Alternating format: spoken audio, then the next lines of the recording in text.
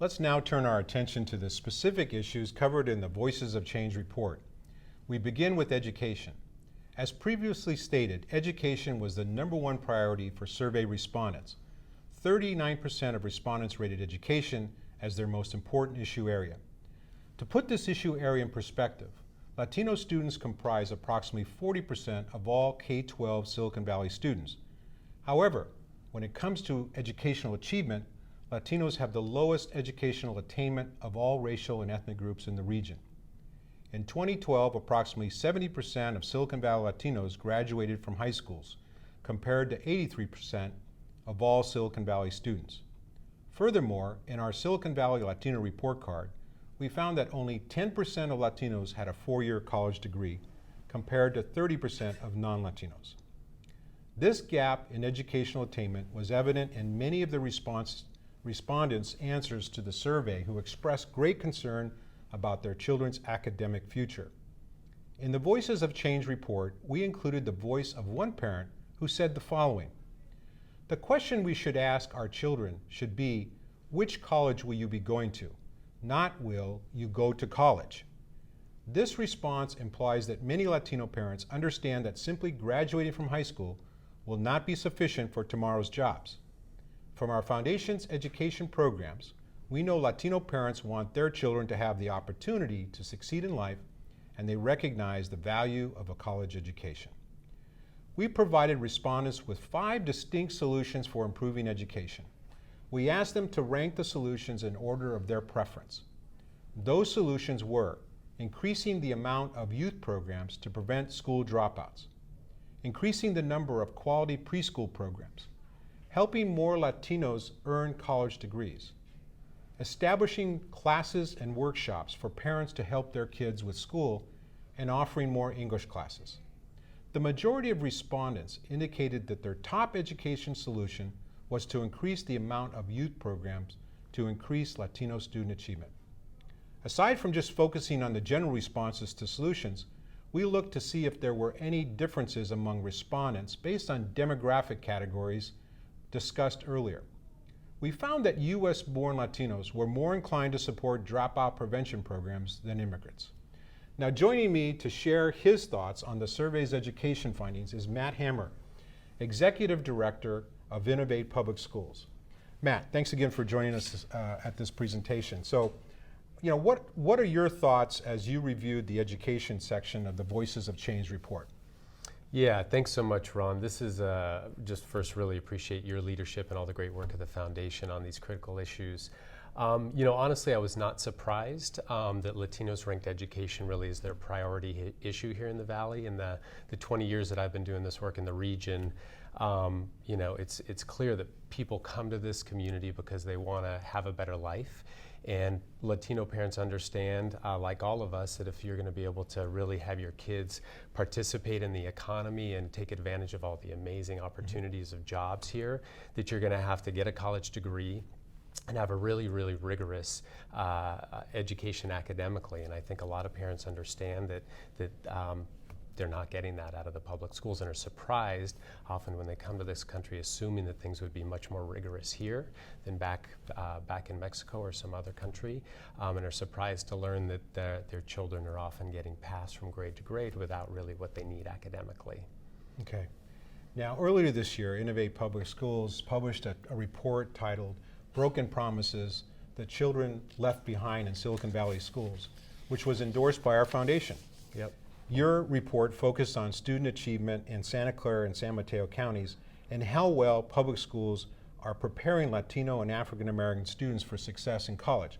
Yep. Now, were there any similarities between your report and our report? And at the same time, tell us a little bit about what Innovate Public Schools does. What is your mission, and then what's the comparison of the reports? Yeah, so Innovate Public Schools, our mission is basically to ensure that every child in the region has access to a world-class public school with a particular focus on kids who often get left behind, Latino kids, English language learners, and low-income kids.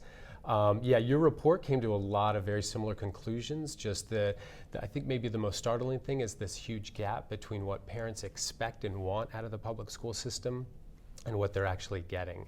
And so we looked at a couple key metrics of achievement, found huge concerns, one around algebra. So just 25% of Latino kids in the Valley are leaving 8th grade proficient in algebra.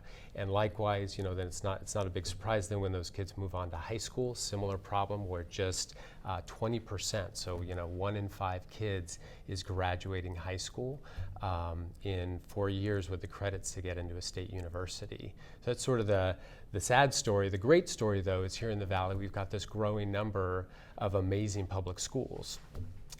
It's not a very large number, but a growing number that are really showing what's possible.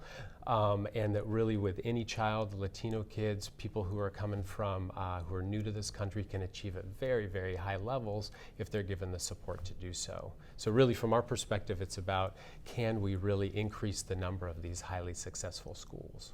Now, when I read your report, I tried to put myself in the shoes of a superintendent or even a teacher at one of the poorly rated schools. Yeah. What kind of reaction has your report gotten from those school districts? Have they become defensive, or are they coming to you, or others saying, gee, how do we do a better job? What's been the general reaction?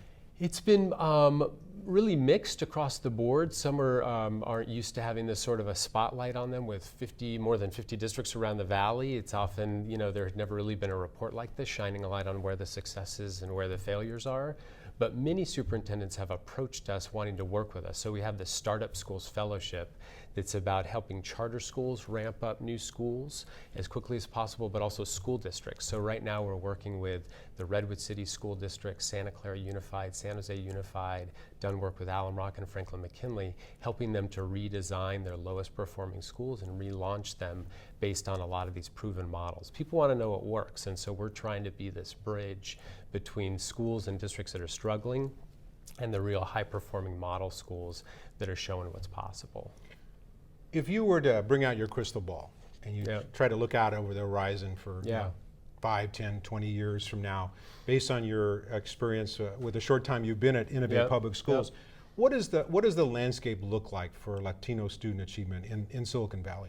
Yeah, well, if the trend continues, it's not a pretty picture, but I think we're all committed to making sure that the trend doesn't continue. The trend is, other than this kind of small number of really high-performing schools for Latino and low-income kids, the vast majority, there's this huge gap between Latino kids and white and Asian kids. The future, 10 years down the road, schools are going to need to look really different, largely because of technology. So the amazing thing now with technology is that it can deliver on the sort of the gem that any good educator wants, which is how to deliver just what a child needs and how they can sort of progress at their own pace. And technology allows that to happen. Kids can really set their own pace and keep working on a subject until they hit mastery. So I think in 10 years, you're going to see that a lot of wealthy schools, you've got, huge changes have happened, and kids are really able to set their own pace and are just taking off and really getting prepared for the great jobs. My worry is that so many low-income kids and Latino kids are going to be stuck in schools that have been too slow to change and haven't really taken advantage of all these extraordinary new changes that are coming to the education field. Great. Well, thank you, Matt, for your comments. And you'll be back with us later in the program, but let me take this opportunity to congratulate Innovate Schools and yourself on the great work you're doing to help educate Latino children and engage Latino parents. Thank you. Next, we will turn our attention to the area of jobs and income.